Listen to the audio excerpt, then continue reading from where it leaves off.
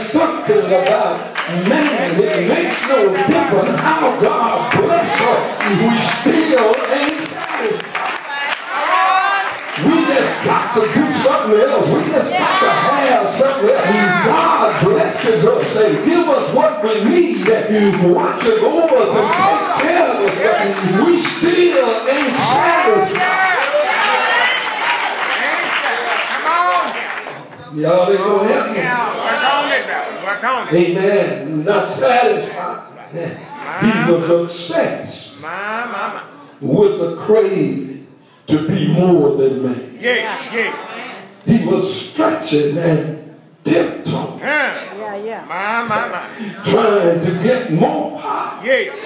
All right. He wanted to be on the pure level with God. He couldn't be satisfied being man. He wanted to be equal with God. And while he was tiptoeing and stretching, trying to be more than who he is, he begged. All right. Come on.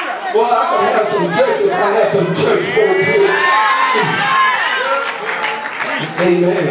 He came crashing down. And it was, amen, a great fall. Amen. And that's when it came to a point that everybody went to pass in the book. Yes, sir. Well, but you see, when God asked Adam, had he eaten from the forbidden tree, Adam replied, yes, but it wasn't my fault. Everything folk do, it ain't never their fault. Work on it. Stay right there. It is strange that everything goes on, it ain't your fault, it never was. I didn't ever do it, it wasn't my fault. Stay right there, Reverend. Right there. Right on it. He said it wasn't my fault, it was that woman you gave. He said I was doing all right. In the garden by myself. And you brought me that woman, it's her fault. Stay right there. Stay right there. My God. Amen. You're right on it. Then God asked Eve. And she said, yes, I ate. But it was the serpent's fault. He tricked me. The devil made me do it. We always got to put the blame on somebody else. But what really, let me tell you what really happened. What really happened was that man betrayed his own manhood. Man was created to shape and enact his own destiny. He was summoned to make his own decision. But he relinquished that privilege and shoved it off to someone else, thereby relinquishing his crucial place in the scheme of things. He forfeited his essential humanity. His quest was to be more than man, but the outcome was he wind up being less than man.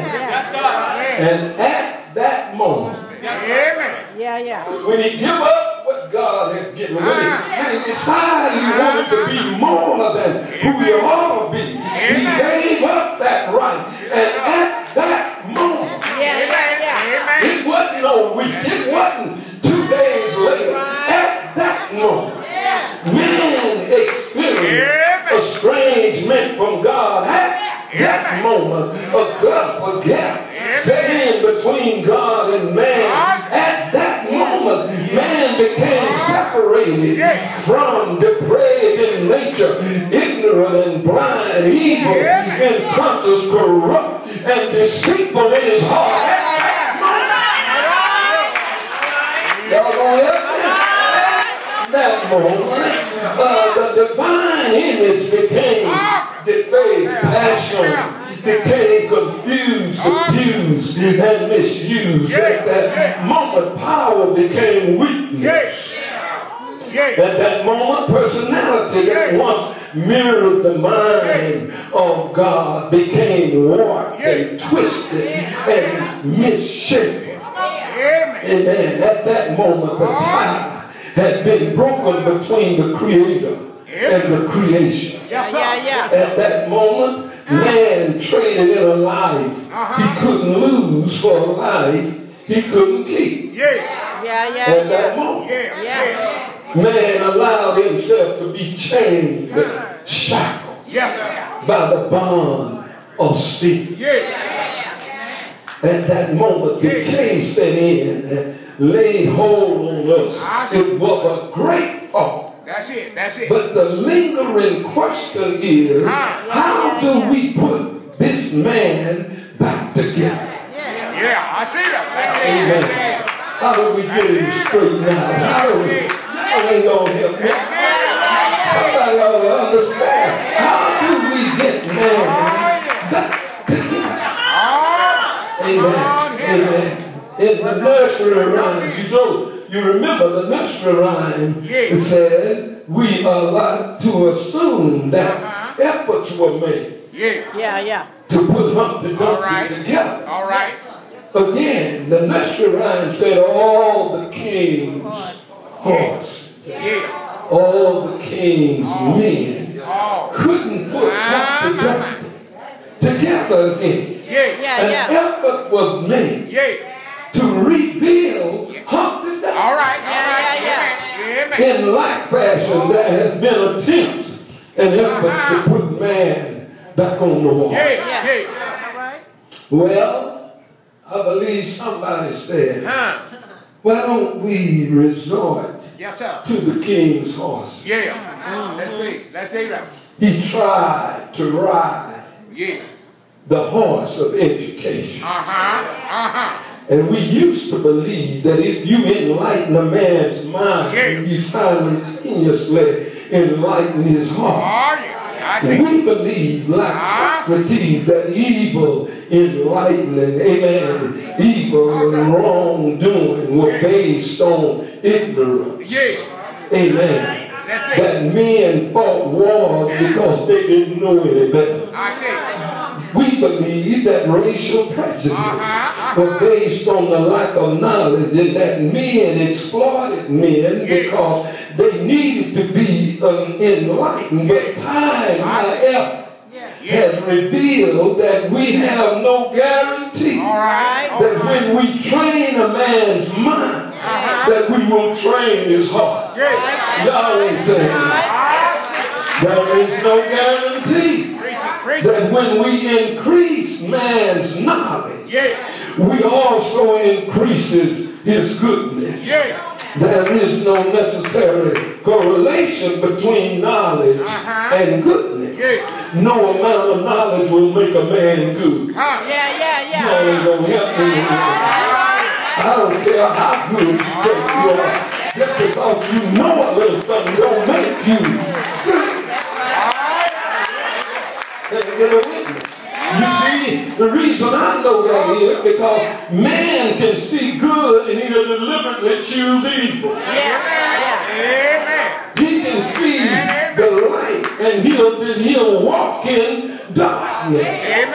He can see the high road beckoning him and he'll deliberately choose the low road.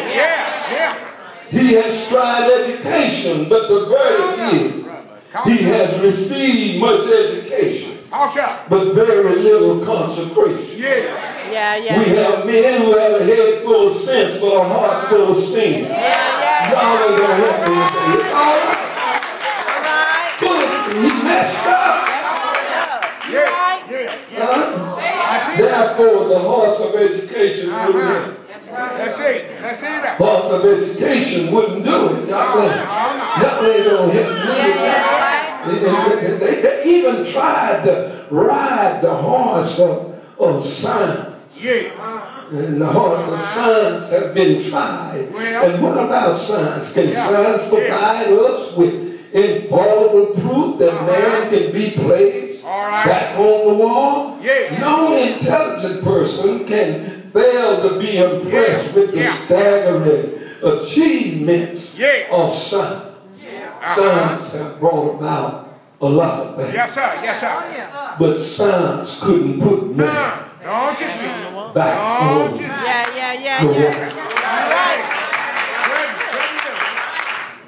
We have exhausted every fiber of strength with our horses, but still man is not together. Then somebody said, well, come on, let's try the king's men. The king's men, they have ingenuity and skill. Well, they have made a violent struggle in the dark. They have built more hospitals, more prisons, more schools, more churches. They have searched for a bit of beauty to camouflage the harsh ugliness of life. They have created attractive cemeteries to hide the reality of death. All right. Amen. They made power and knowledge to put man back on the wall. But the fact is, though man lives in centrally heated apartments, he rides in chauffeur-driven, high-powered